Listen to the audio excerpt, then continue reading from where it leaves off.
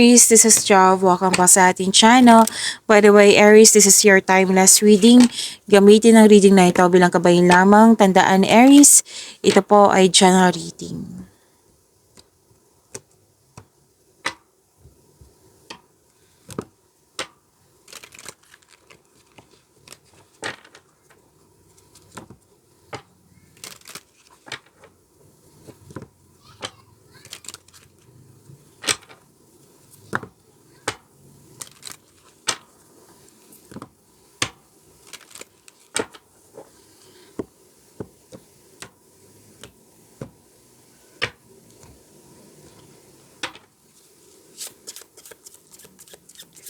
Maraming salamat po sa inyong patuloy na suporta sa mga nag-donate, sa mga hindi nag-skip ng ads. Subscribe na po kayo sa ating channel at click bell notification para updated po kayo sa bagong video natin. Para sa mga gusto magpa-reading po, comment po kayo ng personal reading and check my reply sa comment section.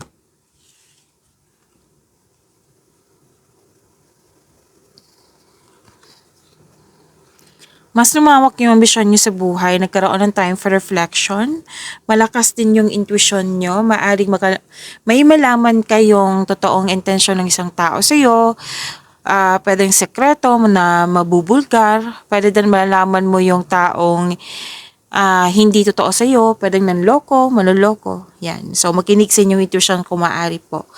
At may nakita rin ako ditong social gathering, party, meeting, special event, public event, reunion, togetherness, at may sabi din dito na may new beginning, bagong simula sa mga ginagawa. Project ba to? Bagong simula sa negosyo, sa trabaho, sa relasyon, yan. At may nakita ko ditong may concern ka sa immature na tao or di kaya may taong humingi na time sa iyo. Pwedeng inner child mo to or literal na bata. Tapos may nakita rin akong okay, may nakita ako ditong nasabi ko na, new beginning. Okay, so yan po, Aries.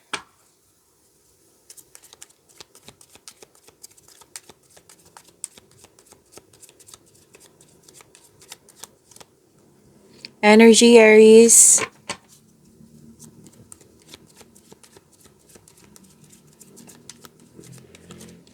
Para sa mga bago dito, kung may napansin kayo na repeating message, yan po yung pinupush ng course sa inyo. Like for example, nanood kayo sa isang video reading nyo, sa monthly, sa weekly, sa daily, first half, second half, 2026 reading.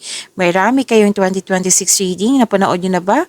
Aries, at dito dan, at may napansin kayo na repeating message. Yan po yung pinupush ng course sa inyo na kailangan nyong bigyan ng atensyon, solusyon at aksyon kung maaari po. So na yung energy ni Aries.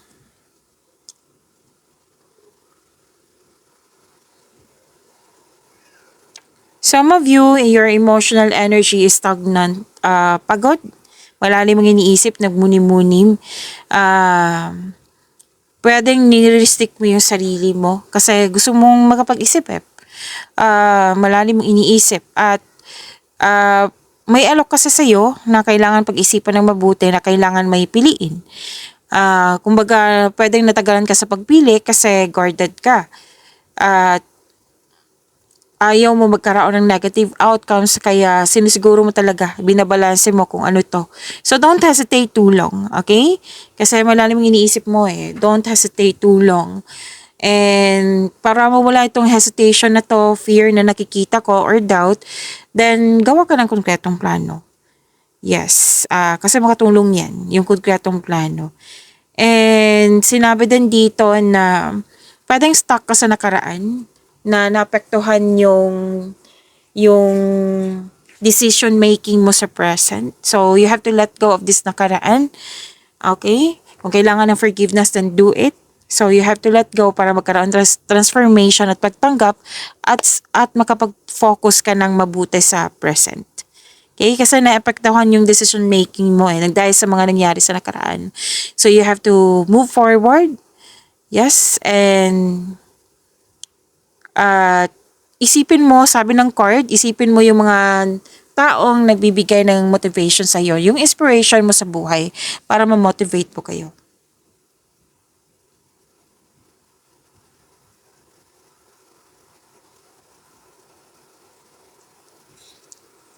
Okay.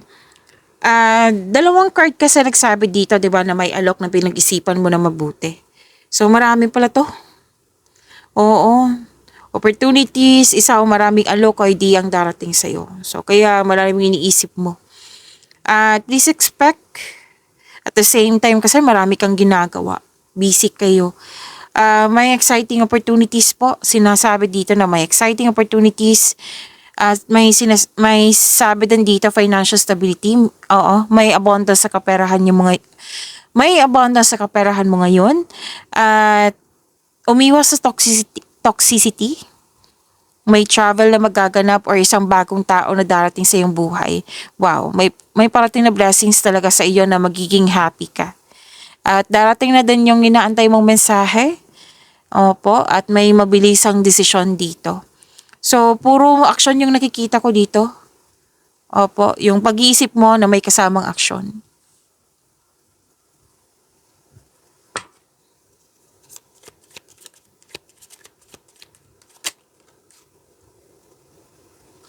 Career and money.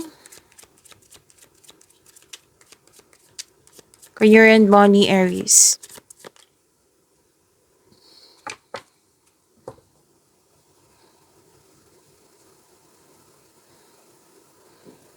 Sinabi din dito at dito din na busy kayo. Gamit na gamit yung skills mo ngayon, Aries.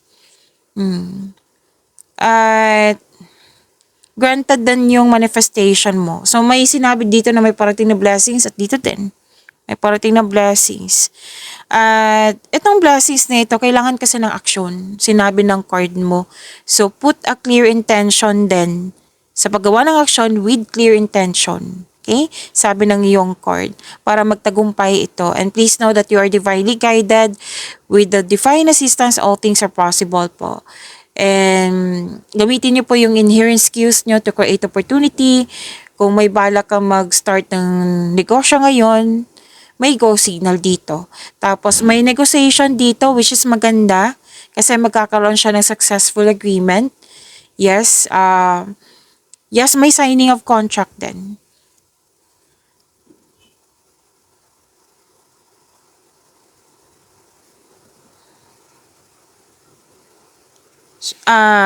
Okay. So, andito pa rin eh. Different card siya, from here to here, different card siya, pero isa pa rin yung mensahe na nakikita ko dito na malalim ang iniisip mo kasi marami kang ideas. Yes, marami kang ideas para sa ikakabuti na yung negosyo, trabaho, at sa kaperahan. Kasi alagang-alaga mo yung posisyon mo, career, and money.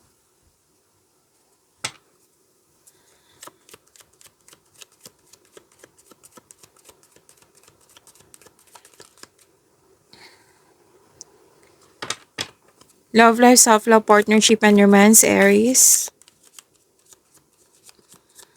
Nga pala, Aries, may love reading kayo kanina. Kung gusto nyo malaman kung ano yung iniisip ng person mo, andun po. Kung hindi nyo mahanap, hanapin nyo po sa channel natin. Basta po kaka-upload lang po nun. So, wag nyo kalimutan na mag-subscribe sa channel natin at i-click yung bell notification para updated po kayo sa reading natin.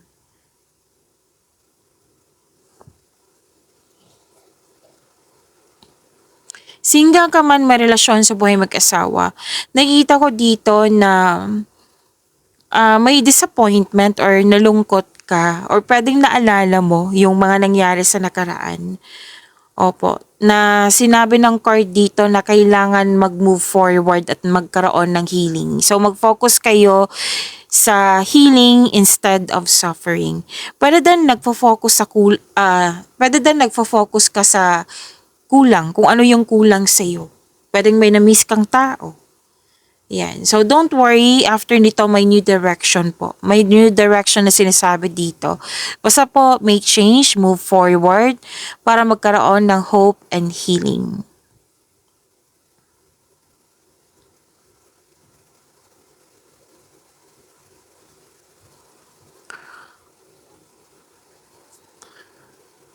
Para sa mga relasyon sa buhay mag-asawa, actually kayong lahat single ka man, may relasyon sa buhay mag-asawa, nagkaroon ng sense of stability. Naging hard worker kayo kasi gusto mo makaipon ng malaki. You're saving money for the future or may specific goal kayo. Pero sabi ng card dito, okay, ang ilan sa inyo nag-decide na mag-abroad. Para nga mas malaki yung maipon. Tapos nakita ko na dito, ingat na ingat nyo yung pera nyo, yung pagtitipid nyo, ingat na ingat ka sa naipon mo.